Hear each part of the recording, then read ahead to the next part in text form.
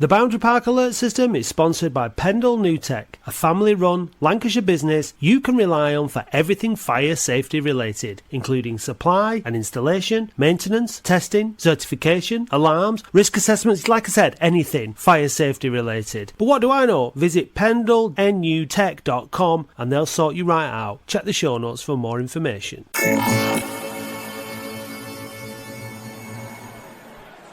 This is a test of the Boundary Park Alert System.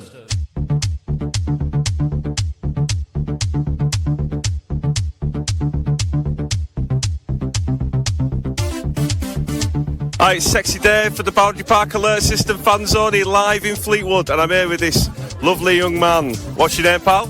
Ashley, no second names. Full name, please. Ash Grant. Ash.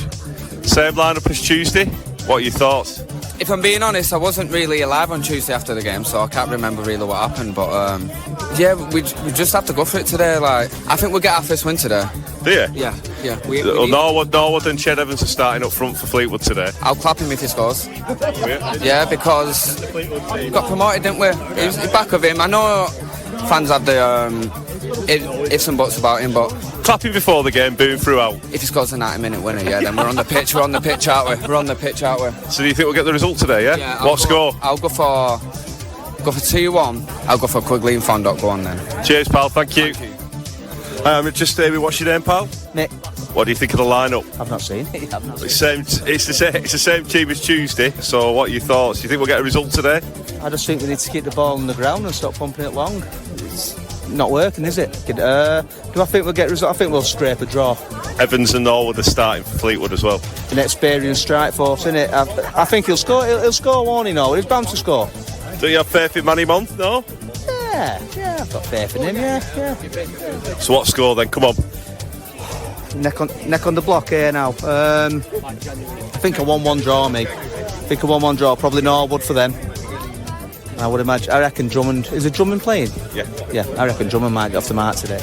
Right, Kathy. What's your thoughts about today? Same starting lineup as Tuesday, and Charles on the bench? I'm not sure. Oh, so I've heard. I wouldn't mind seeing him get on the pitch, actually. Let's see what he can do. Bit of fresh blood. So what do you think of the last few games then? Are you frustrated with it, or you just... Not yet. I can see that what people are saying. There's still some connections to be made with the players, but I think it'll come. Do you think it'll come today? Do you think we'll get a result? I'm hoping it'll come today. Yeah. What's your prediction then? I won't mind a little 2-1 for us. Who's going to score? I want Big Mike to get one. Just so that people get off his back a little bit. And Charles for the second? I won't mind that, actually. He's a nice boy, Harry. Do you like him? Yeah, he's a good boy. He's a nice lad. Nice to speak to. And I think he'll just give us a little bit of something. Like I said, some fresh legs on the pitch. Be all right. Thanks, Kathy. Cheers. It's Sexy Dave live at Fleetwood with a legend of chess in Oldham. What's your name, mate? Full name? My name is Timothy David Hilton. All right, very full name, very formal. Very full. We're in Fleetwood. Are you excited about the game? I am, yeah. Especially getting pissed in Blackpool afterwards. Yeah. Staying over? 2 nights, yeah. Oh, absolutely smashing it. Today, what are your hopes? My hopes are Norwood to not score and us to score a lot more goals. What score do you think it'll be, mate? I think we're going to win 2-1. I think Drummond's going to prove me wrong and score. And I think the other goal score will be God's number 9 to prove everyone else wrong as well. Come on, Oldham. Thanks, mate. Cheers. Latics, cheers. Thank you. Hello and welcome to the Boundary Park Alert System podcast with me, Matt Dean. Andy Halliwell is still on holiday. Not sure where he is, but I would imagine it's very, very nice and swanky wherever he is in the globe. I'm sober as a judge, and I have enlisted some proper help this week to help me through it, because last week it was Dave Bradley. And that's like, I don't know, insert amusing, thing that I can't think of, despite being sober. So I've enlisted one of the OGs from back in the day when we started the podcast. It was a Boundary Park Alert System, Push the Boundary co-operation. Every week we'd speak to members of Push the Boundary, whether it was Steve, Will, Danny or Adam. And it's Adam that I've got in to help organise me and the podcast this week. Hello, Adam Keeley. How are you, mate? Good evening. How are we, gents? You okay? Yeah, good. Yeah, Adam, you said, look, I'll make sure that I'll write the questions down for the fan guest. and I'll be your co-host this week, Matt. I'll help keep you on the straight and narrow. So thanks for that. I will try, but obviously we can't beat the main man himself, Mr. Halliwell, can we? No, I mean he loves it when it all falls apart when he's on holiday, listening, thinking, "Oh yeah, this is why he brought me in," and it's absolutely spot on. You can't be replacing an Andy Halliwell with Dave Bradley and getting away with it.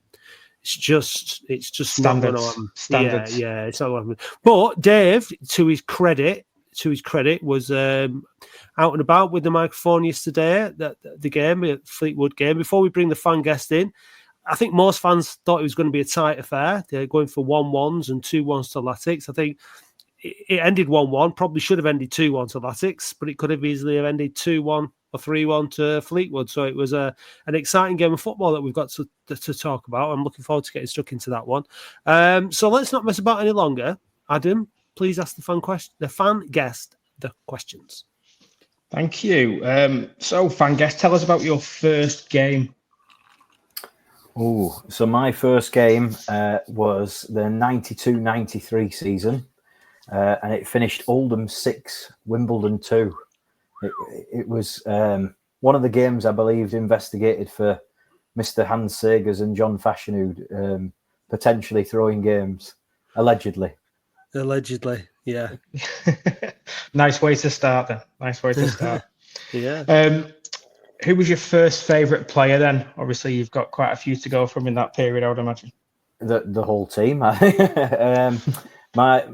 Obviously Andy Ritchie. Andy Ritchie definitely was my first favourite player. But I also, like many fans, had a soft spot for Gunnar as well at the same time. So I'd say Andy Ritchie and Gunnar Haller. Not a bad little lineup, that.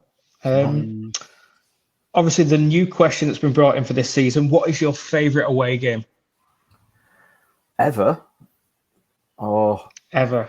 Well, right. Take your pick. Obviously, wow. Wembley's not included. Yeah.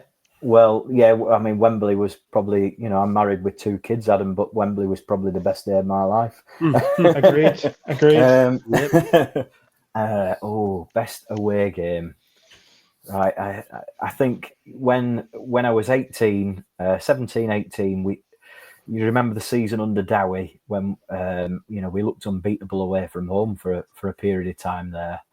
I skived many a sixth form lesson to get on the coach at Barlow's. West Ham away in the cup on a Tuesday night, 1-0 Carlo.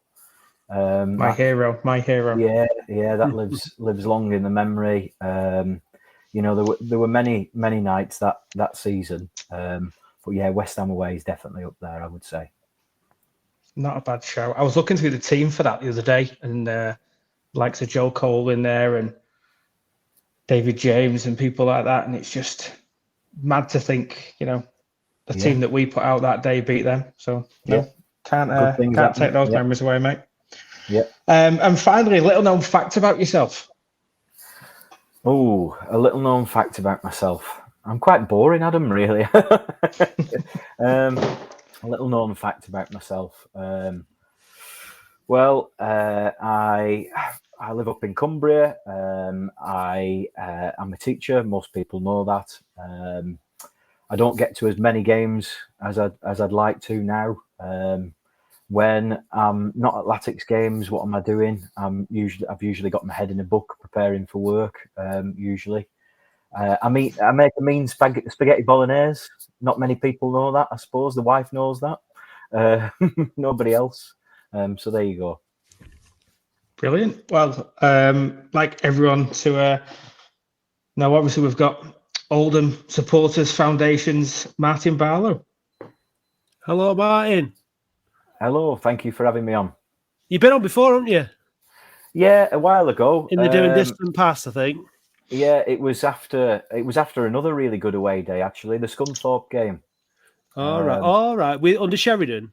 Yes, yeah. When we all believed that we were staying up, Matt. Yeah, yeah. Lawamba. Yeah. He scored, didn't he? Lawamba to win that. He did. Yeah. He's up here in these parts now, playing for Carlisle. Is he? Who won 5-0 yesterday? Did he get on the score sheet? Do you know? I don't think. No, he I might be didn't. wrong. Regan Linney scored a hat trick. Did he? Yeah. But no, he definitely didn't score. Right. Yeah. Well, yeah. Well, yeah. So we're recording this on Bank Holiday Monday because it's a long weekend, and the Boundary Park alert system is allowed to have a long weekend. You know, there's no point recording it on a Sunday necessarily to put out on a Monday. So most people are off doing something else. So we figured, well, I was away anyway. I can't record from a tent. So I went camping over near Fleetwood and stayed a few days and came back today, this morning. Absolutely lovely weekend. So, great. It's great to take advantage of things like that. You have a bit of a break and combine it with the football when you can, when it's early season and you've still got the weather. And a really good one for us for this bank holiday weekend, nice and local. Unfortunately, Fleetwood Town's stadium, Highbury, doesn't quite live up to its namesake in terms of capacity. In terms of anything, really, to be perfectly honest with you. The team playing red and white, and that's about it. But it's not big enough to house as many Latics fans who would have loved to make the trip over yesterday. Martin, did you make it over? I didn't. I couldn't get a ticket, unfortunately. Yeah. I knew it was going to be difficult. So me and my youngest Sammy, we prioritised Bristol Rovers away on a Tuesday night instead. Oh, so you went there? Well, that's good because we can have a bit of a chat about Bristol and Fleetwood. Adam, did you manage to get to any of the two games? No, I didn't. But I managed to watch both from sunnier climates. So it was okay. It was interesting 2 games, wasn't it? Yes. So this is a football podcast about football, specifically about Oldham Athletic, who played Bristol Rovers and Fleetwood this week. So let's talk about that, shall we? I think to get things up and running. Should we start on Tuesday? Since obviously we had the phone in on Thursday to chat about it, but Adam, actually, last time we went to Bristol Rovers Latics, we went together, didn't we, in the car? We did indeed. Yeah. We got some abuse while we were down there as well, didn't we? I remember that vividly in the car park. Oh right, yeah, personal abuse. You mean? Yeah, that was the one. Yeah, yeah. I mean, because we were so out of order and so wrong about everything, weren't it? That's what's right. But I remember about that trip down. It's a long way on the Tuesday night.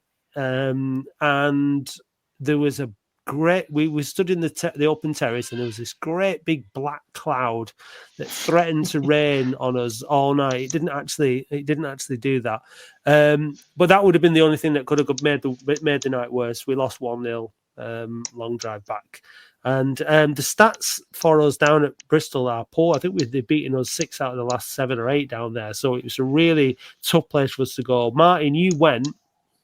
We all watched it. I think it's fair to say we ground out a point on the road, a 0-0 point on the road, and that's about as much as you can say about it, really, isn't it?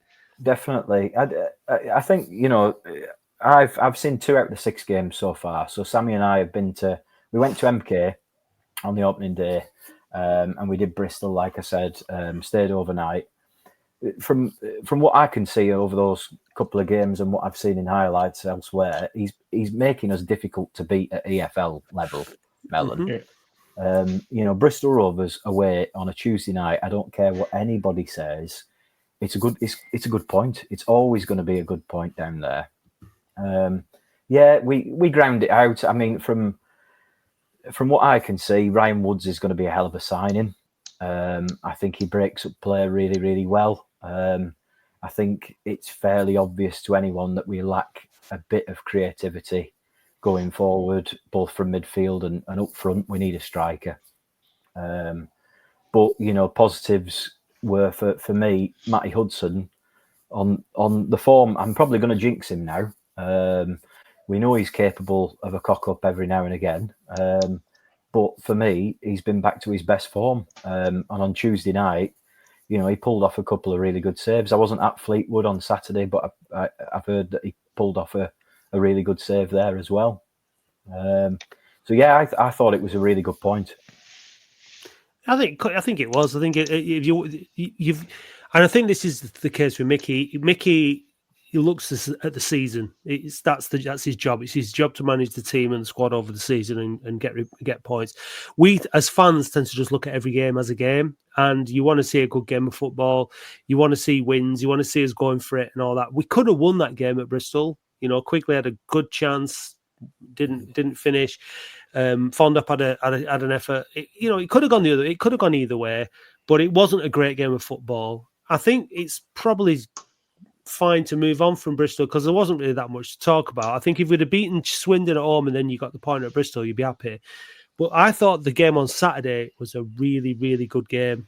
I thought it was a cracking game of football, really entertaining, really end-to-end. I thought Latics did a bit like Colchester, really, against the Colchester game. Oh, we did everything but score. Like we got 3 goals disallowed, first of all. Mike Fonda. I mean, we need to get maybe Paul, the Latics Mind quizmaster to tell us when was the last time a forward for Latics had 3 goals disallowed in one game, because it's very unusual. Now, having looked back over it, Adam, that first one, I think it was the first one, was handball. He did put it in with his arm, to be fair. The second one was given for offside. Looked like it was probably just about right. The third one, though, that was a shocker of a decision, wasn't it? It really was. I think Mickey Mellon hit the nail on the head, didn't he, when he said, you can't make up or guess on big decisions like that. Just because he's gone to ground, you can't just go automatically, he's been fouled.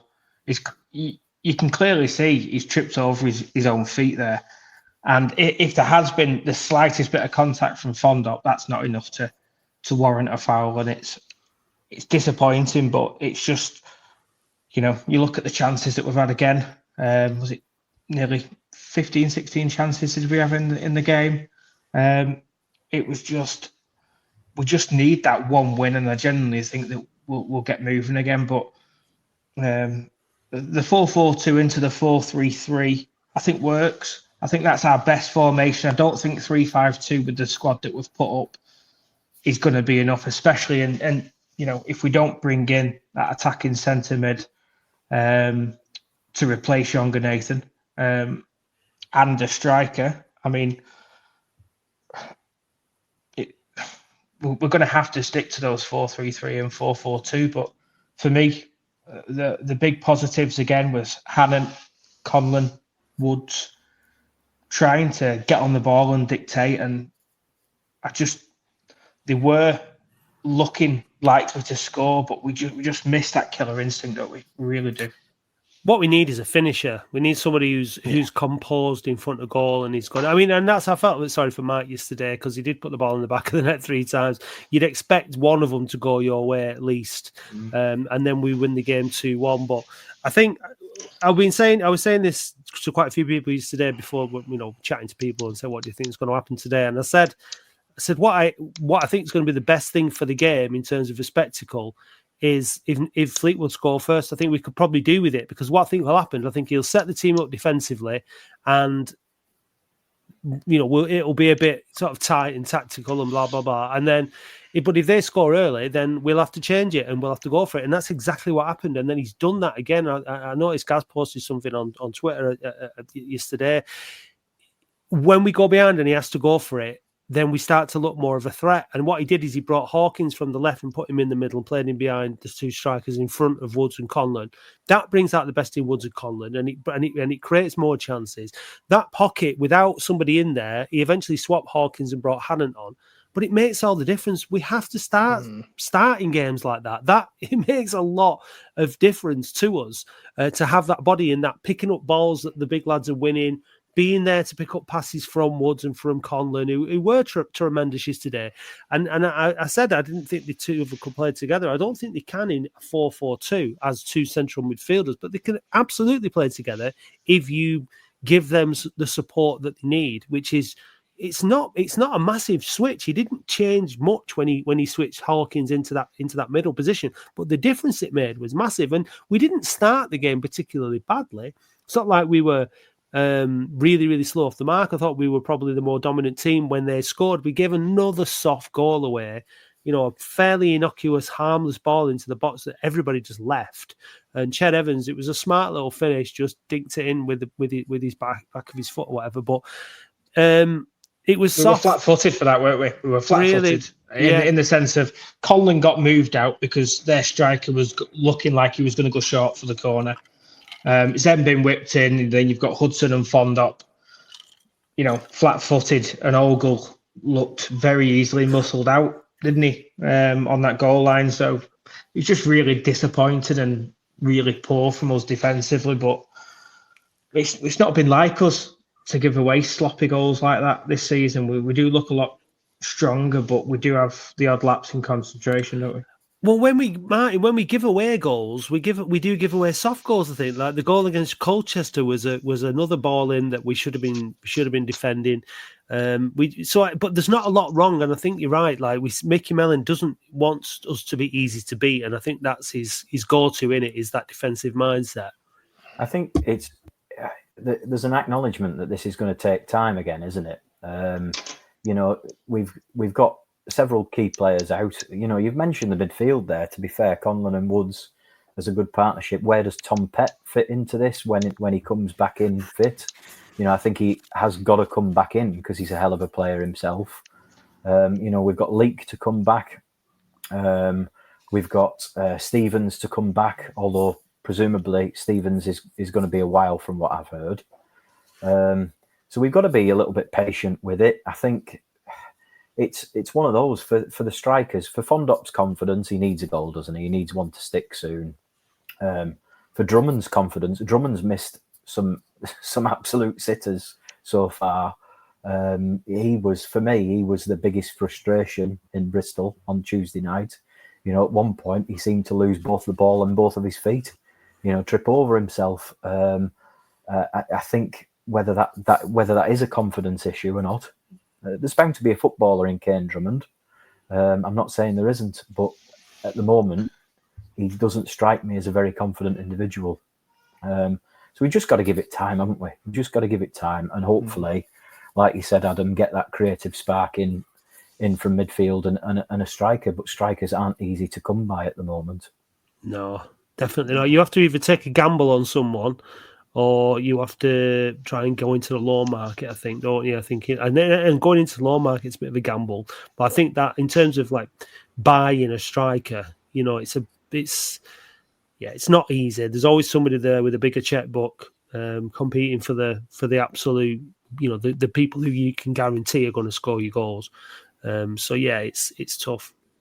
Just in relation to that, has anyone seen Suzanne's article today with Mickey Mellon? In relation to the signing of a striker.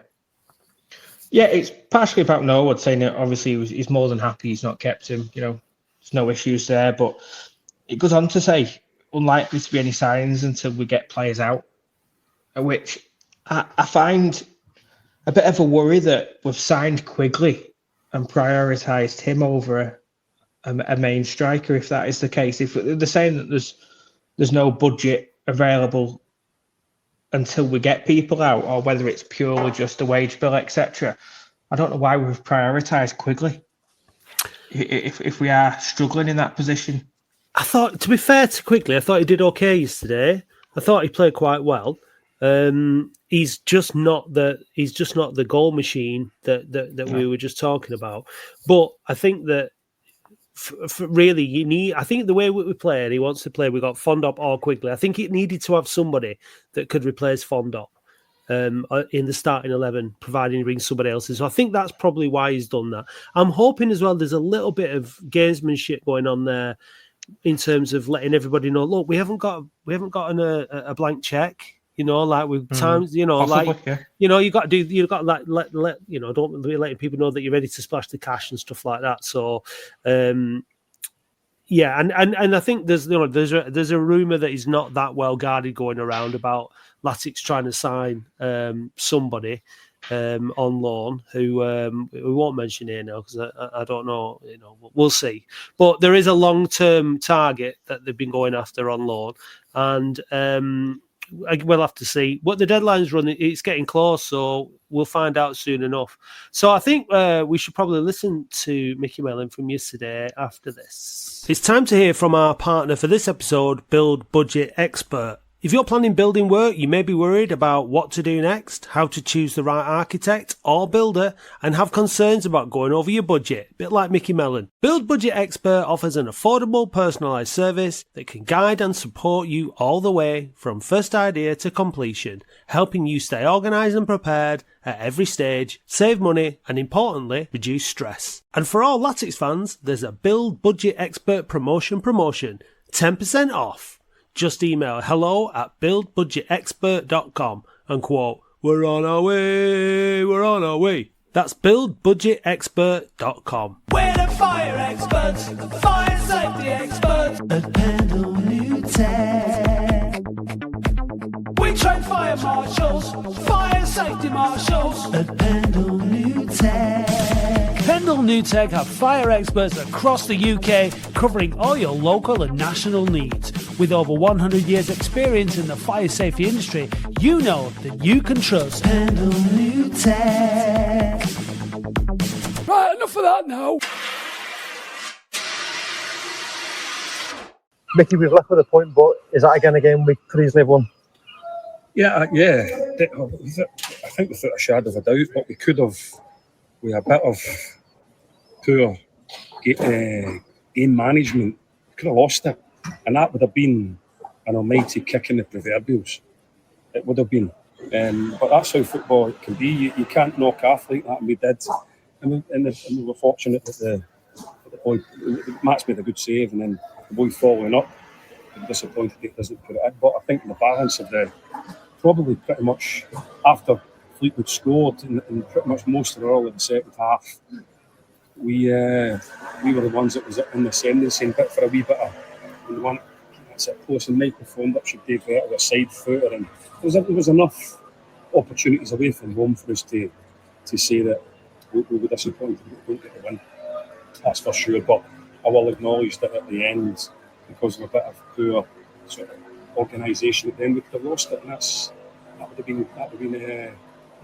been a sore one. But we've done well since the Swindon game, where we acknowledged to everybody that we were poor.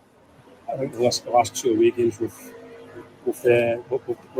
given a really good account of ourselves, and I must say that the supporters were magnificent. I was gutted that we can't send them in with a win. Gutted because they were great all day. They were great. But we're fighting. And we'll keep going. But like we say, probably in the back of, because we probably should have beaten Colchester and then we'll put against Swindon, and then these sort of results then kind of look like that. But they're two good results. So it's been a decent week for us. And we'll move on to next week. After the disappointment of conceding so early, you must have been pleased by the response. Yeah, but it's crazy. It's poor. It's rubbish. It's a rubbish goal to get away. And again, in the first 10-15 minutes, we have said to everybody we want to stop doing that. We have said that. And the goal that get away is just nonsense. It's just poor. At any level of football, you'd be disappointed with that. But we reacted and we responded, and we got ourselves back in again. A couple of goals chopped off. Don't know about the microphone, that one miles away. I don't know. But the linesman gave it. He's miles away as well. So I'm not sure about that. I'm not sure how he can see it from there, unless there is a crazy out. Because you can't gamble in the moments. If you're a linesman, you can't gamble. But no, we respect the point. We worked hard. It was a roasting hot day, and both sets of players ran themselves to a standstill at the end.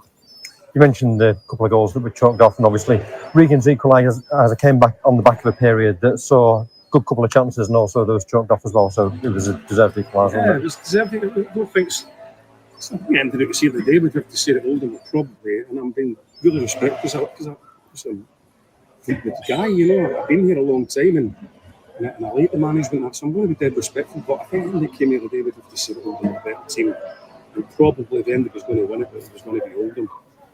So that's a positive. But like I say, we could have blew our heads off at the end there with that sort of suicidal organisation when we were attacking. You've got to shut the back door and not leave units unless you think we'll get the ball, and we did. And we were a bit wide open. But we can count ourselves very unlucky if Keane scores.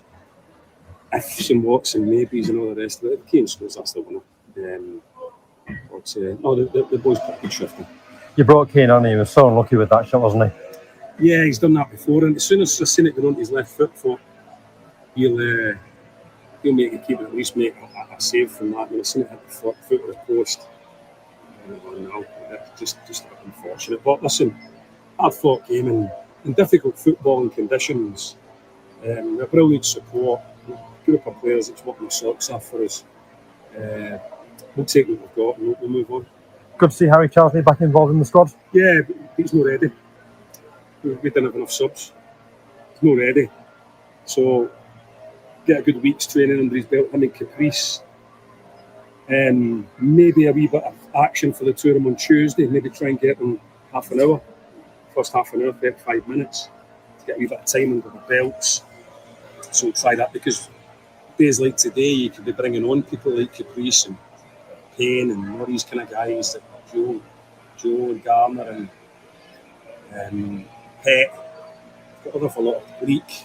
Got an awful lot of legs that are missing at the minute that could, in days like today, could have made the difference. But he'll be back, and it's all about the boys that did play and put a right good shift in. And just finally, I know you'd have liked more, but 2 points on the road this week. How do you reflect on those draws now as you look back on them? I'm pleased with that, but obviously coming off the disappointment of the performance, the first 20 minutes against Swindon, where again you conceded 2 early goals. Just you get a wee bit, not desperate, but you get a wee bit frustrated because you want that win, don't you? Just to get us off to that, get the first win in the league this season. But 4 results out of 5, I suppose. 3 of them being away from home. We'll keep going. We'll keep going, and then in other days, maybe we take so many chances. Thanks for your time. Thank you. A frustrated Mickey Mellon there, I think it's fair to say. His body language, obviously you can't see that, but I'm sure a lot of you will have seen the interview on the Latics website. But very frustrated with the defending in particular for that goal, and with some of the finishing. Obviously, Harrott's effort was really unlucky. He hit that beautifully, and I thought that was going in when it left his foot. He was referring to a shot that Fondop had in the second half that he side-footed well over the bar, got a bit of the target. But to invoke a phrase used many times on this podcast, it's fine margins, isn't it? It is fine margins, and I am not. You list the players there that have got to come back: Charsley, Pett, Caprice, Garner. I'm not worried that these results have got that these draws are going to start turning into wins soon. I think it's a new team. Not entirely new, obviously, but like there are lots of new additions to the squad, and I think it's all going in the nice direction. You don't get everything you want in football, unfortunately, and you just got to be patient sometimes. And it's actually started. The season has actually started a lot like last season, except we got that pretty easy start to the season with Braintree at home and rolled them over. But after that, it was a bit like this, wasn't it? Drawing games, not really picking up many points, and then we went off on a flyer. So then, obviously, after Christmas was a bit different. But are you feeling as confident as I am? Did you like the interview, Martin? I enjoyed that interview from Mickey. I like the honesty, and I like seeing managers frustrated like that when it's feeling the same. I think you'd be worried if he wasn't frustrated. I think that's good. I think that, like you, Matt, I appreciate the honesty. I appreciate it that he called the defending what it was. It's rubbish. He clearly, we haven't got a team of kids out here, have we? We've got a team of experienced individuals at the back that if they're making mistakes, avoidable mistakes, that's the point, isn't it? That they're avoidable. That's what he's frustrated with. And he's frustrated with it more because he realises that goals are pretty hard to come by. At the other end of the field at the moment, so it's extra important that we avoid those mistakes because we are finding it really, really difficult to get a ball over the line. Obviously I wasn't there on Saturday. Is Harrott worth a start soon? do we think? Adam, what are your thoughts? I would say if we're not scoring goals, I think it's only fair that he gets his opportunity. I mean, he had one real opportunity and at the post with it, and as Matt said, it looked like as soon as he hit that ball, it looked like it was going in. Unfortunately, it didn't. But no, I do like he's got something a little bit different. He's got a bit more energy about him. He likes a bit of a tussle, and I think why not? Fondop and Quigley don't seem to be working together that well in the sense of goal scoring. It looked a little bit better on Saturday, but not where we need it. And why not? At the end of the day, he deserves every opportunity like the rest of them. One of the reasons why I ask that question really is because at Bristol, to me, it was noticeable that when Quigley went off, Fondop upped his game. It was almost as if Fondop found another level of energy, and he started doing the runs. He started charging for the ball. There was a bit more urgency about Mike Fondop when Quigley left the field at Bristol. I think there's definitely a hangover there, isn't there? There's something that's gone on because Fondop hasn't come back the same animal as last year. I think that's clear to see. So whether there's a disagreement over Quigley coming in the first place because he's gone for a very similar like-for-like player that he's brought in there, but he spent a lot of time in Cameroon over the summer, didn't he? And I think he's had a personal bereavement with grandma recently and things like that going on. If that is the case, he definitely just hasn't, if it is that, everyone has personal circumstances that they go through, don't they? Definitely. Hopefully he gets himself sorted, but he doesn't seem the same animal as last year for sure. But we all said last season that he was carrying it up front too much on his own. Like he was getting. I mean, Fondop's a big lad and he can look after himself, but he has to be because the treatment that they get off these League Two centre halves, both him and Quigley, and that's what I mean. Yesterday, I thought Quigley did really well. Did a lot of battling, really got stuck in. His work rate's fantastic. And I think if you're going to have those big lads up front, you've got to have them running the line and doing all that work. They've got to sort of watch their offsides. They're both getting caught offside too much. But I think there's room for one of them on the pitch at any one time. And I think that burden of that role, of the physical role, the punishing role, the getting up for the headers, holding the ball off, I think we need one of them up there, ideally, rather than both of them.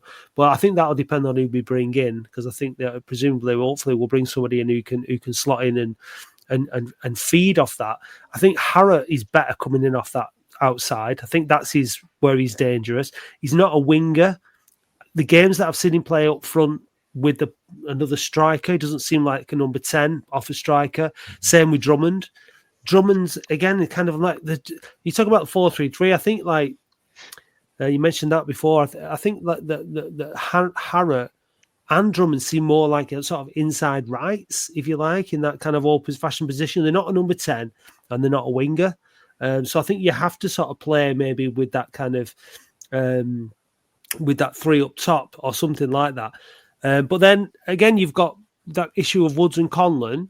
So I think it's going to be interesting. I think Caprice coming back is going to make a big difference. I think actually, I think Ogle's going to struggle. I think Ogle's going to struggle. Yeah. Well, it depends if he goes through. It depends if he goes through at the back. I think Robson is a full back rather than a wing back, personally.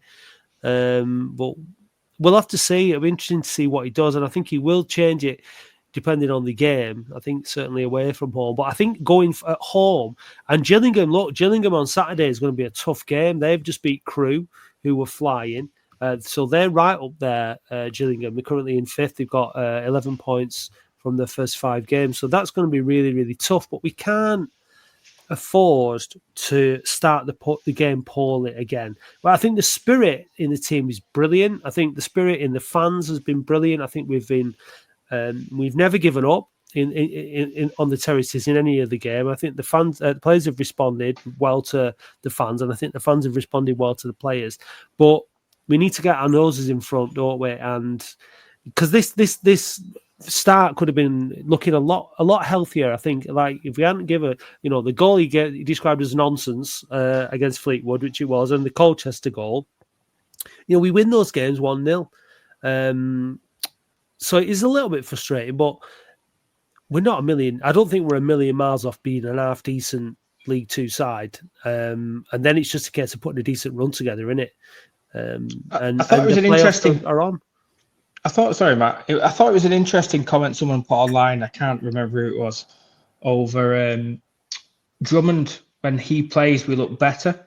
Now that's not. I think that's purely down to his pace. I think he looked a lot better Saturday by keeping it simple, kicking it and running, rather than trying to flick it. And it just kept it very basic. Granted, it didn't come off for a goal or anything, but I think we used him a little bit more to his strengths, knock it and run sort of play, and that's what you need in this league. Pacey lads who are going to get you up the field quicker. Drummond for me, he reminds me a lot of. Do you remember when Jermaine Johnson was at Latics? Like JJ was incredibly frustrating because you could see there was a footballer in there. He was rapid, absolutely rapid. So you knew that if you got the ball down the wing, he'd get there, but there was no end product. So that often he'd get to the byline, put the cross in, and it's ended up in Rose Head in the Cheddy end. For me, Drummond's of the same ilk at the moment. I think the Tuesday night at Bristol, like I said, he was so frustrating because each and every time when he got on the ball, there's ability within that lad. There really is. But I honestly think he needs a goal. He desperately needs a goal for confidence levels at the moment because he's just incredibly frustrating. I think he could do his scoring a worldie because it's like he couldn't have asked for any more sitters. Like, like this, it's not like you say sort of like, he just needs one from 2 yards out. Well, he's had one of them. So really he needs to, and he's a bit more confident. I think that's what I like about Harrott. He's got that confidence in his own ability. He came on against Colchester and the keeper made a very, very good save. Same thing from the cutting in from the right-hand side, hitting it with his left foot. A really good effort on goal. And in the limited appearances that he's made, he's poses more of a goal threat, doesn't he, Harrott, than Drummond does, by making something out of nothing. And that's what you need. You need that, like Drummond's kind of like making a mess out of something rather than making something out of nothing, unfortunately. But I don't want to go too hard on the lad, but I think you're right, Adam. I think what he needs is, and I think this is what worries defenders, is they're worried about him getting in behind, aren't they? And you need that. You need to get the ball into those pockets and those channels where he can run onto them. And he just needs to, like you said, just knock it and go and get past them. And then he just needs some. But then the problem is you've got lads that maybe can't keep up with him. So, that's another issue, isn't it? You're all the way up there on your own, and you've either got to score on your own or you're putting the ball back into the box when, your forwards and whoever else aren't quite, in play. Which is why I'd like someone like Hannon playing in front of the Woods and Conlon, and because he's got a bit of pace about him. He could get up the pitch quicker than Conlon and Woods, and you need to get bodies in the box. If you've got a fast winger or somebody with pace, you've got to be trying to keep up, and we've just not managed to sort of use Drummond that effectively, I think, in open play, unfortunately. But hopefully Caprice, he's had a long injury, which is, it's going to take him a while to get back into it. But I think he's a threat. He's somebody who can actually get to the byline and get a cross in. And I think when you've got Quigley and Fond up in there, hopefully, we'll start doing that more often, and they'll get goals, because if you're only putting one cross in a game and you're getting on the end of it, you need more, don't you? You need 4 or 5 chances at this level. I mean, I always come back to saying about Andy Cole. Andy Cole at United, he scored a lot of goals, but he missed a lot as well. But United created so many chances that he would have these chances every game, and he'd score goals. And even, like I was saying on the car on the way home yesterday, this morning we were talking about United's £200 million strike force still not quite clicked. They spent 200 million quid, which is the value of Latics and Sports Town and the rest of half of the town, I think. And we're talking about bringing in players like, with the greatest of respect, Joe Quigley from Forest Green, and the level that these lads have played at, and we're getting frustrated at them at not scoring. Well, look at what happens in the Premier League. They bring in players for all this money, and they fail to hit the target, and because it's the hardest thing in football. And I think that the what's happened so far this season has been all right on the whole. I think we can walk away from yesterday thinking, yeah, we are the better side. We are better than Fleetwood. They've started the season better than us, but we'll finish above them, I think. And Colchester could have easily beaten them. We could have beaten Swindon if we'd have switched on from the off. So we're certainly not a million miles off. And let's just hope there's a little bit of excitement buzzing around social media and all the WhatsApp groups by the end of the month, because we've signed one or two more players. Lads, what would you say so we need a poacher, we need a finisher, someone who's going to consistently stick the ball in the back of the net. Any other position that you think that we could do with him boosting the squad, Adam? I think we need those young legs, like a younger Nathan type. Not saying younger Nathan, because obviously at the minute he's still playing for Barnsley, but just a bit more youth who's willing to attack and have a go and run at people. And I don't think, other than Hannon, but I like him when he's out wide. I thought he'd give us something a little bit different when he came on Saturday. And I don't know, attacking centre mid and a striker for me. Gotta be. I think the same. I think when you think back over the years, we've talked about a creative midfielder tonight. When Latics have done really, really well and had a productive season, we've created a lot from the middle of the park. Like we haven't really had a Richie Wellens, somebody who can change a game at the drop of a hat. That was another fantastic away game. When you ask me about away games now, remember Bradford? He tore them apart. And I think we subbed him off after 35 minutes or something because he didn't need to play anymore. The game was won. We haven't had that Wellens, that type, Kilkenny even, that type of lad from centre mid that could bring the ball forward and see a pass, like Sheridan did when he came in as well. We haven't. I think in the squad at the minute we do have Tom Pett, who I think can do that, and he's out injured. Also, when you're naming off these players and that, this is when we were in League One. And I know. So you're right, but we're looking back there at players that were playing in a higher level, and I think that it would be great if we could. I do think Tom Pett can do that. I think Woods could possibly do that a bit more. I think he could. He's got a good range of passing. But he's not like a dribbler, is he? But I think it's the range of passing, and also it's the movement ahead of them that's important. It's not just, football. You play most of the game without the ball, don't you? And when you get it, you need to have the options. You need to have the right movement ahead of you.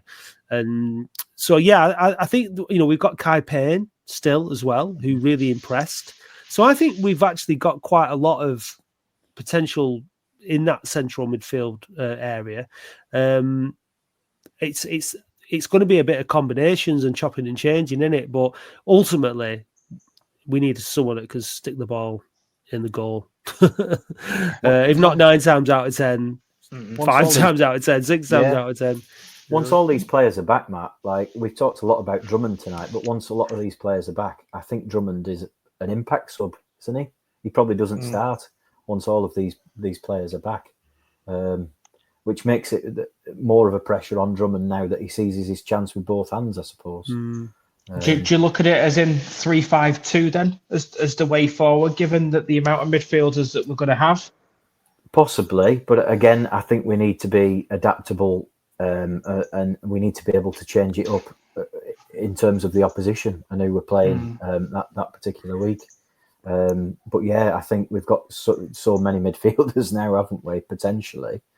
I think a 3-4-1-2 is probably with the best. If you want to accommodate Woods and Conlon, you play 3 at the back. They're your defensive cover. They will cover that back 3. Then you've got to have wide men, whether it's probably maybe Caprice, Problem is that doesn't really help Robson because he's not really what you would call a wing back. Maybe he can play that. I don't know. I haven't seen enough of him really. And then somebody in that number 10 pocket, and then with 2 men up front. And I think that might work for us. But 4-4-2 with Woods and Conlon doesn't really work. But every game, like you're looking at it and you're thinking, well, you don't really want to drop Woods, and you don't really want to drop Conlon because they do so much of that battling. Conlon does a lot of the ugly stuff. Doesn't get a lot of credit for maybe the finesse of his performances, but you don't half miss him when he's not there and he's leading. And Woods does look after the ball really well, and he works his socks off as well. And it's hard to drop him. So I think you've got to find a combination that accommodates those two players. And I don't think that Mellon's going to drop either of them.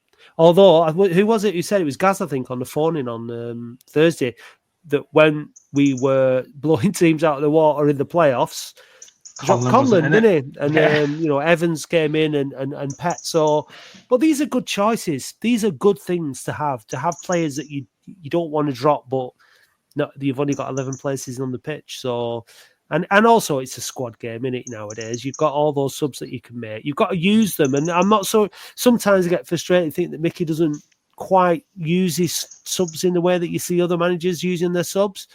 But I'm not arguing. I'm not slagging him off. He's we've had 3 promotions since 1974, and he's one of those managers to have gotten us one of those promotions. So at the end of the day, it's never going to be pretty, is it?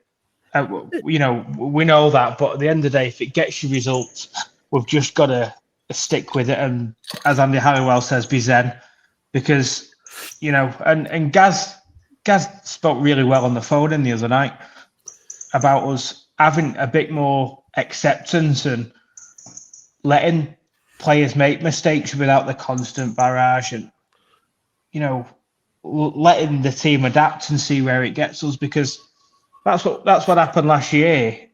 Players settled into what they had, and we stumbled upon a winning formula at the end, and it worked, didn't it? So I think we have got to be a bit more understanding this year and see where we're at the end of the day.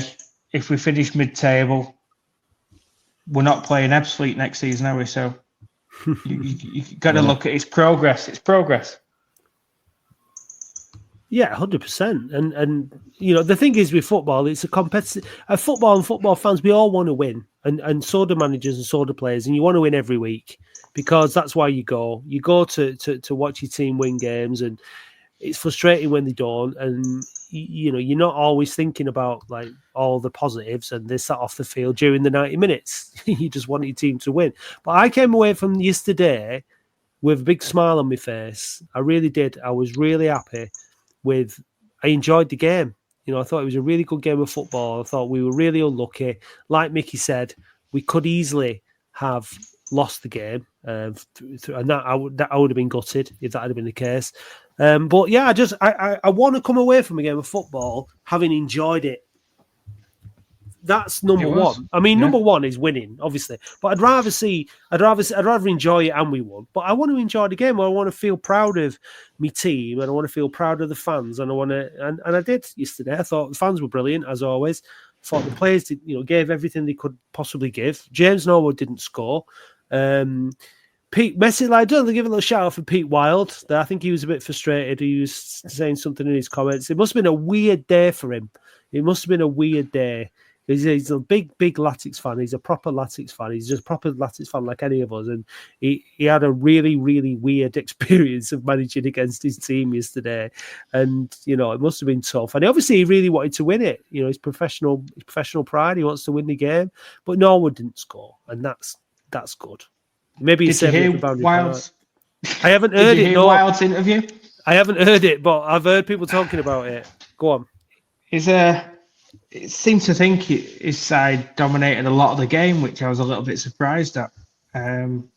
Chances aside, he seemed to think that there was a couple of decent chunks where they played well, other than the first 10 and maybe the last 10. I don't think they had much of the game at all. But whether that's just keeping face because he is an Oldham fan and doesn't want to say, I thought Oldham played really well there and giving it us that way. But I don't know if it was a little bit bitter or just trying to cover tracks. A draw's the best result for Pete, is it? Yeah, I mean, loyalty has to go out the window, doesn't it? When in a situation like that, and I mean, Pete Wild wasn't one of our own yesterday, but he is again now until we play him again at Boundary Park. But he seems like a good lad, Pete, and a good young coach, and he's done incredibly well, hasn't he? I mean, it's taking the opportunities that he's had to as we all know, when he under the Abdallah era, and he's done brilliantly well. So I know he'll always have given us Fulham away, and who knows? Hopefully he has a good career, but hopefully every time he comes up against us as a manager, he walks away with 1 point at the most, let's say. Right, speaking of points, as we always do, Martin, as the guest, you are going to be grilled on Latics Mind. Did you do it last time you were on? I don't think it existed the last time I was on. Right. I don't think so. I don't remember being. Can I just say, apologies in advance, because this is going to be embarrassing now, isn't it? Really. But hey ho. Well, you never know. You never know. If you get lots of, you might get some of your favourite memories might come up. It's highly unlikely, though, isn't it? Andy's going to ask me who was ball boy in 1982 or something. Do you know what I mean? More than likely. Right. Well, let's wish you all the best anyway. And this is sponsored by OASF, of which you are a director. Brilliant. We'll chat a little bit more about that afterwards. Let's see how you get on first. Latics Mind is sponsored by Oldham Athletic Supporters Foundation, investing in the fans, the club, and the community. Join today at oasf.co.uk for just £12 a year. OASF, because we're stronger together.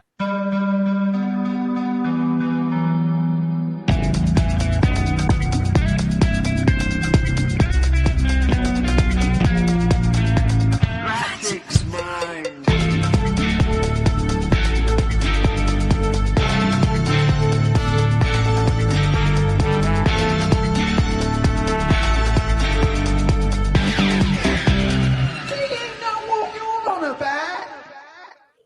Who were relegated into the National League with Latics in 2022? Scunthorpe. Correct. Not including the playoffs, who was Latics' last National League away win against? Oh, God. All right, last season. We didn't make them. We got a draw at York. Who did we play before York? It's going to be a stab in the dark, this. Is there a time limit on questions? You need to hurry up. Yeah, get a move on. God. Wealdstone. No, it was Solihull Moors. Oh, right. Billy Waters. Who finished immediately below Latics in 6th last season?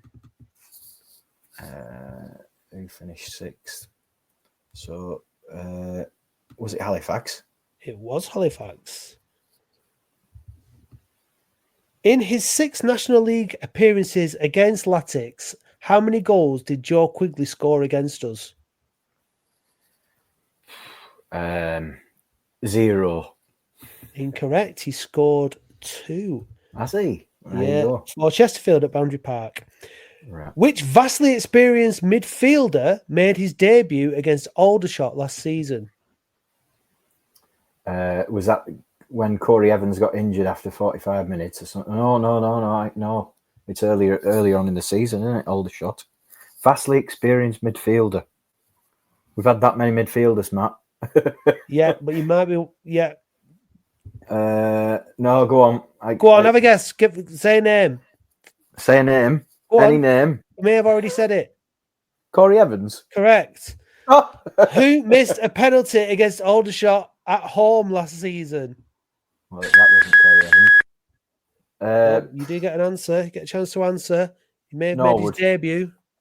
No, go Norwood. No, it's incorrect. It was Billy Waters. Oh, right. Of course it was. Yeah. Yeah. It was. So, you do a lot of recent questions there. So I know. I should have done better. Should have done better. but you didn't. What you did do is you got one. You got the Scunthorpe question. You got Halifax. And Evans. I'm going to give you I'm going to give you the Corey Evans one because you were nearly there. You talked yourself out of it.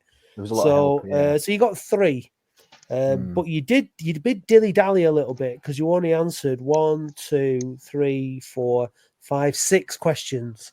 That probably puts me in the relegation zone, does it? So no, 3's good.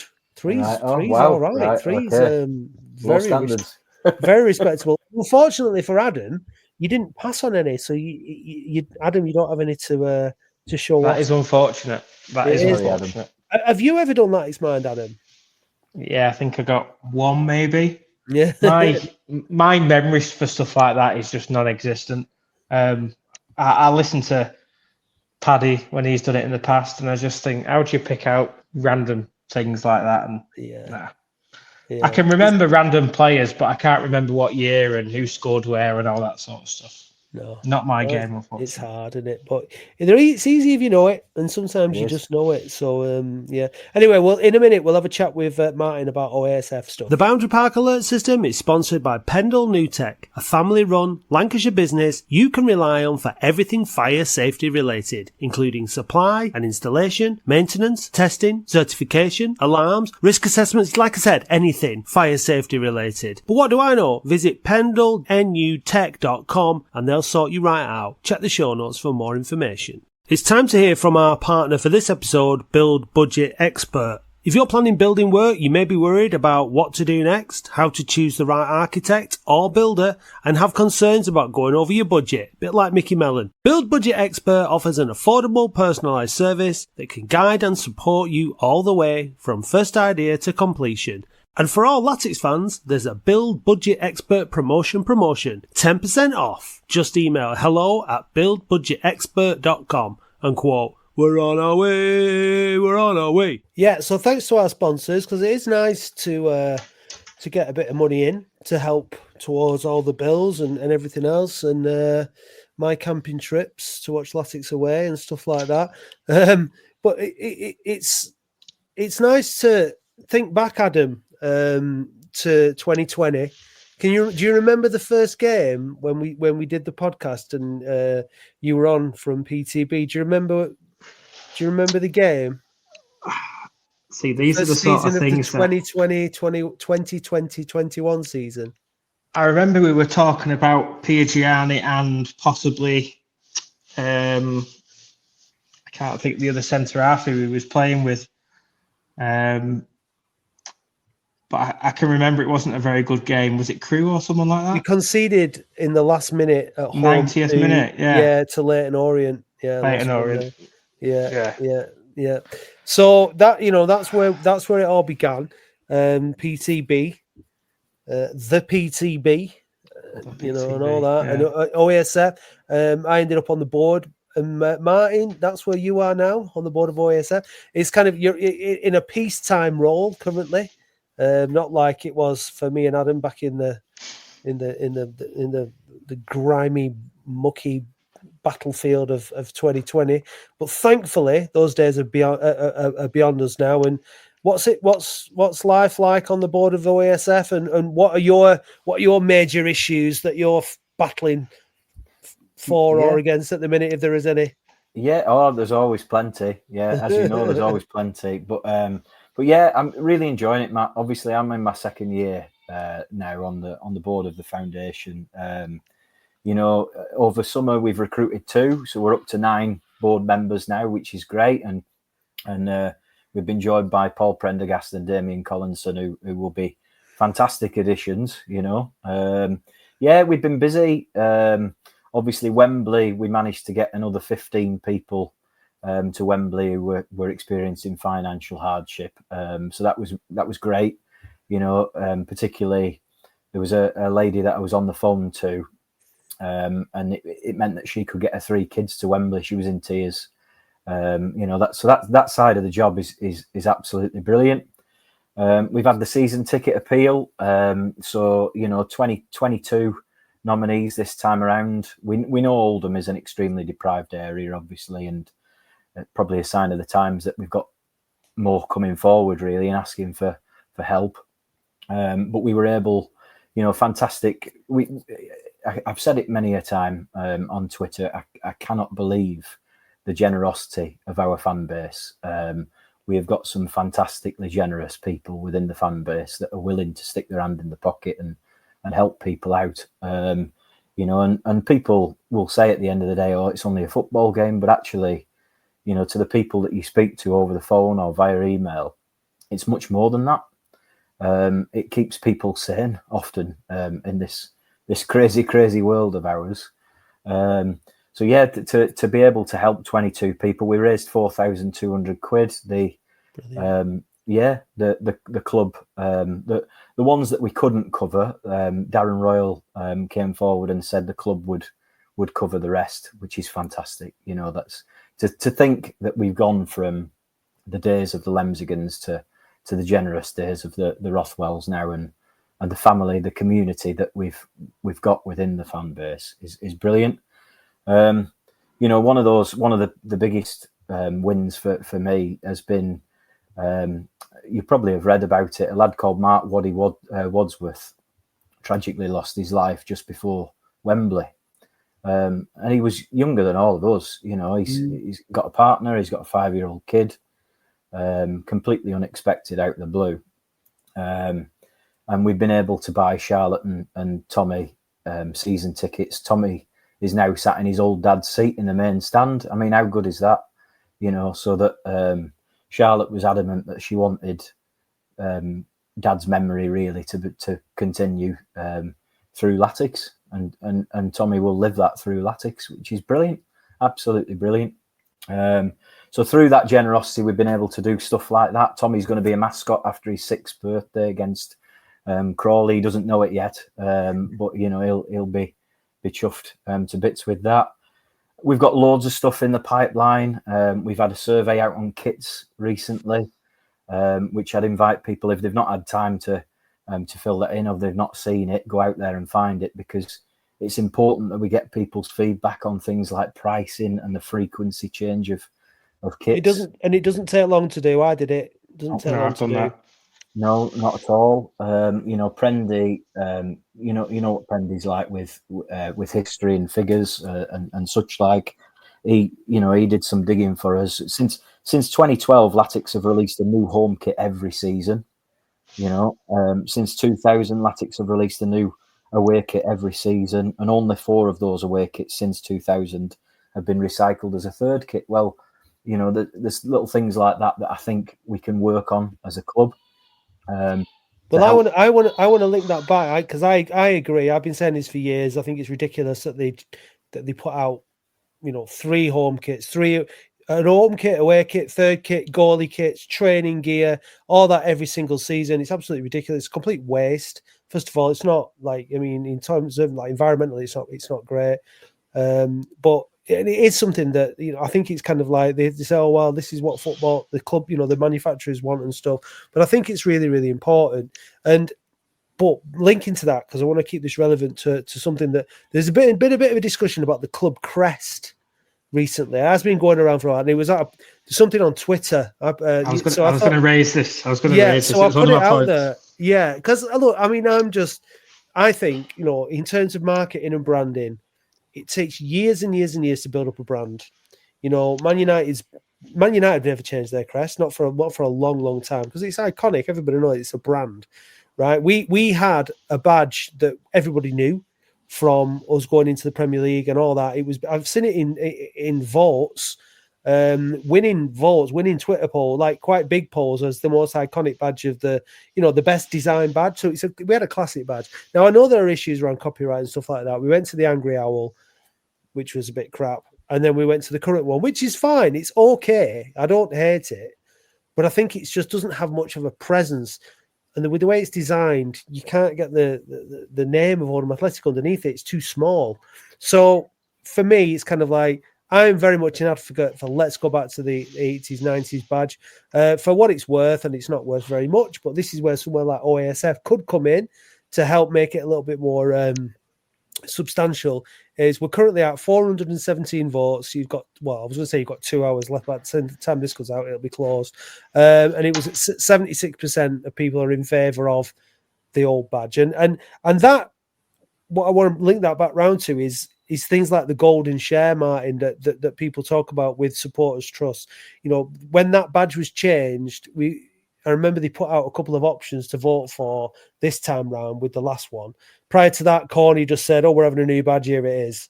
And these are the things that it'd be nice to be consulted on properly as fans, because I think your club crest is important. It is a badge of honour, literally, and I'm very much an advocate for going back to that badge. Personally. You're obviously not alone, are you? Your poll tells you that, but I think it's one of the many things on our agenda, Matt, in discussions with the club. You know, since I joined, my experience of the club and Darren has been overwhelmingly positive. You know, all the conversations we've had, he's been incredibly open and honest with us. You know, nothing's been shut down instantly in terms of a discussion. So I wouldn't discount it. Personally speaking, I don't dislike the current badge. I think this conversation came up on Twitter, didn't it? Because of Ryan Hamer raised a comment about, like all of us, who've Wednesday got today, mate? You know, I think a lot of us have had that. Yeah, it's happened. It's happened to me. Yeah, I mean, it doesn't say much for the people asking the question. That's fair, but yeah, it is a bit frustrating. Yeah, but I think, you know, when we started the first kits under the Rothwells, we had the current badge with Oldham Athletic AFC displayed underneath the badge. So, you know, it can be done. I don't know why it's been removed in recent kits. For me, yeah, the club badge, you're right, it is about identity. Do I think that there are bigger issues? Yes, I do. The pricing and the frequency of the kits, the ambition, you know, Darren has spoken about this. The ambition is for the club to emulate. Accrington Stanley have given free kits, free shirts to every 8-year-old in Accrington for the last 8 or 9 years. You know, so that you walk around Accrington town centre and presumably kids are wearing these shirts. They're not wearing United, Liverpool, Chelsea. You still will get that, obviously. I think if we can get to that point, you know, that's great, and that's what we're about as a foundation at the moment. You know, we're trying to help Oldham in whatever way we can, but the biggest thing we need from our fan base is for them to sign up as members for Oldham Athletic Supporters Foundation. You know, it's £12 per year. The more there are of us, the more good we can do. And you hit the nail on the head before. You know, we're in peacetime now, so people don't always see the point of signing up and putting their name to it. But the more that we have, the more good we can do, and we'll continue to do. Yeah, and I think that's been a really good move in the direction of the foundation, is that kind of proactivity to do this community stuff. I think that, you know, the stories that you mentioned before are very touching, you know, about Waddy and about, like, you know, the people that we've been able to help get to Wembley and season tickets. Because look, when I was in Ireland and we started this podcast, Adam, and it was, you know, it was a lifeline for me. Like I was, you know, I wasn't going through the best period of my life by a long stretch, and having the football club as something that I could channel some of my energy into, and building up an online community of friends during COVID, not all friends, but mostly friends, but then coming back to Oldham after and having all these new people, having this community, it was massive, and it is more than a club, and participation is important. You know, turning up every week's one thing, but doing little things like joining OASF and supporting events and supporting things and being generous. And there are lots of very generous people within our fan base. But when it comes down to these decisions and consultation and stuff, if there's thousands of members of OASF, it really does help your position around the table when it comes to trying to you negotiate things, talking about things like kits and saying, look, this is backed up. Now, if the majority of people, if 8 people out of 10 want new kits every year, and that's the way it goes, then you'll probably turn around and go, well, okay, then that's what fans want. If the majority of fans want to keep hold of the, things like the badge, then fine. If the majority of our fans want us to start playing all our games in, green and red stripes, then fine. But, unless you have that kind of base to gather that information and use that data and have that dialogue with the club, then, it's kind of up to the club then to make decisions. We want the club to make the right decisions that are going to ensure the club makes more money, that the fans get best value, that everyone's happy. And that's the direction of travel that we're moving in, compared to where we were, Adam. When we started all this, no one was happy with anything. But now you're coming away from a 1-1 draw at Fleetwood, an amazing away turnout as always, loads of noise, and everyone's had a good day and we're all happy. Like, long may that continue. But you have to work at it, don't you? Because it doesn't just just happen. It requires work and focus and attention. It's good that you're in a position to do that, Martin, because as Matt said then, it's, when we were doing it, we didn't have that luxury of people wanting to come to games, and sometimes we were saying the opposite, but we were lucky that we were able to donate at the time to Dr. Kershaw's and charities like that, because we wanted to put our money into something that was worthwhile. Whereas now it is putting it into, it might sound cheesy, but it is a family. It's one big family. You go to games, you know who the people are. After Wembley, the amount of people I was coming out hugging that I've probably had a pint with, but that's as far as it goes. But we are one big family, aren't we? And we've got to look after each other. And I think things like the shirts, where my big thing with the shirts is try and keep the third kit as one kit that we've used before, just to give people who aren't in a privileged position the opportunity of having a current shirt.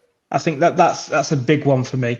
And if they can do that, it's a little step towards, again, furthering that family connection that everyone has with the club. But I think what you're doing is, fantastic. And the hours that you put in, and I know I've said to you before, fair play, because I generally, I couldn't put the hours in compared to what I did before. I'll be honest, Adam, I do it like, there was a time under Abdallah, like all of us, that I feared the gift that I'd been given by my nan. My nan was the one who took me to the 6-2 versus Wimbledon. I feared that my two lads weren't going to get that Oldham Athletic would just disappear and be a thing of the past. And I think what we've got now, the lads, our Thomas is 11, Sammy's 7. I'm incredibly jealous of them because they've had Wembley already, in their lives. Our Sammy knows all of the songs. He's a football hooligan in the absolute making. I can't stop that, and I wouldn't want to stop that. Why would I? Because it's a beautiful thing. It really is, and yeah, it might sound cheesy, like you said before, but we have got a real community here. We have one thing I mustn't forget, boys. Just a shameless plug, if you will. We've got one of many things that we've got lined up. Jim Booth has been working really, really hard on a sticker album. So obviously on a Saturday, I'm not able to do every Saturday because I live up in the sticks now.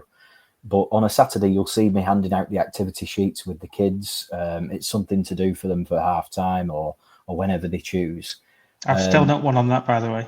Need to sort that. Well, hey, people do. I don't fix it, right? Yeah, Jim's been working really hard on a sticker album. So it's a commemorative sticker album that celebrates our first promotion in 34 years, basically. There's going to be 40 to 50 stickers in this album. It captures the Halifax, the York, and the Southend games. Big shout out to Phil Smith. He's allowed us to use his photographs with no charge whatsoever because he understands the bigger picture here. But we're after some sponsors basically for this sticker album to make it a reality.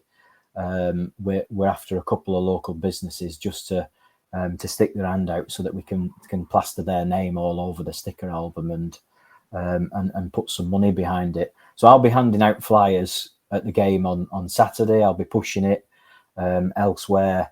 But obviously, we need a bit of extra help with that. But it's really good. My two lads are looking forward to. I'm 40 now.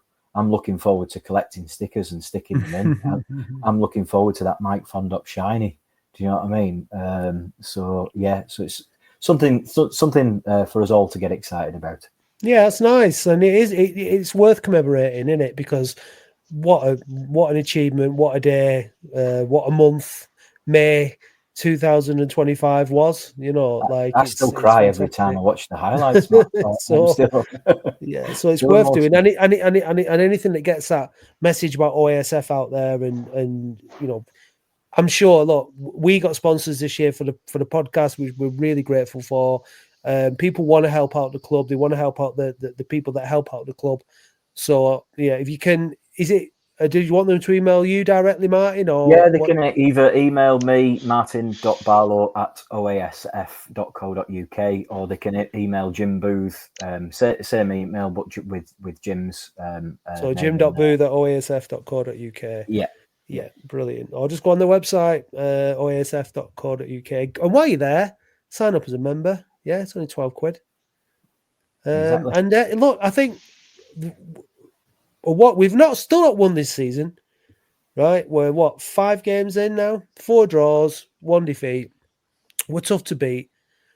It's going to click. Gillingham at home on Saturday is going to be a tough game, but maybe it'll click on Saturday. And the club is in rude health. The fan base is noisy. It's passionate. You've got to queue up to get an away ticket, because everybody wants to be at the games. It's absolutely fantastic. And compared to that first game, Adam, that we did a podcast together, that Leyton Orient, and the subsequent numbers of podcasts that we did afterwards, it's just, we're now talking about different things that in the grand scheme of things are nowhere near as important. Which badge should we use and things like that. It's just a nice thing to talk about because it's all about opinions. Who should play up front with who, and it's great. I'm really happy with the way that things are going. Having said that, I would like that win on Saturday, just to put us all, settle us down a little bit. What scores are we saying? It's 1-0 Drummond Worldy, isn't it? That Drummond Worldy. Yeah. I'd like to say that we'll keep a clean sheet, but we've struggled, haven't we? We've kept 2 clean sheets. We need to. I don't know. We need to start the game well and take the lead because we haven't done that all season, and then hold on to the lead. I'm going to go 2-1 Latics.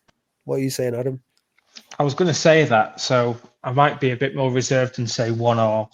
Another draw. Another draw. Yeah. Oh, not another draw. I watched the highlights of Gillingham the other day when they played Crewe and they got battered. Crewe hit the crossbar about 5 times. Right. So I think them coming away with it in the 90th minute was very much a smash and grab. But, if they're resilient like that and they put on a show on Saturday, then, we need to be at our best. So hopefully that we put on a decent performance. Yeah, and look, Gillingham aren't going to bring that many with them. It's a long way from the Kent coast, so got to make the noise, haven't we? Yeah, we'll do what we do, and your boys will be screaming and shouting, Martin, and we'll have a great day. I don't think I've got anyone else to thank. Andy Halliwell will be back next week. I've thanked the sponsors, Pendle New Tech and Bill Budget Expert this week, and thank you, Adam, for coming on as the co-host. I think everyone will agree it was a steadier ship this week. Martin, thanks for coming on as a guest. Much appreciated. Well done on getting a hat trick on Latics Mind. It's not bad. It sounds better when you put it that way. It doesn't it? Absolutely. Yeah. Well, it's all about putting a spin on things, Martin. That's what it's all about, mate. And you know what? We've rolled out a bit of an epic here. So we're at 1 minute 23. So time to go. I've not had my tea yet. So, listen, thanks for listening, everybody. Join me and Dave for the phone-in on Thursday. Thanks to Adam and Martin. I'm looking forward to having Andy back next week. Come on, you Blues. Hey Dave, did you know that listeners can now buy us a coffee or any other kind of hot beverage? Ooh. What's your favourite hot beverage, Dave? A macchiato. And how do you like your macchiato? Black with lots of milk. Oh. No cream? No. Well, if you want to buy Dave a macchiato, then go to buymeacoffee.com/We Are Oldham. I'll just have a Nescafe. Ooh. Thank you, listeners.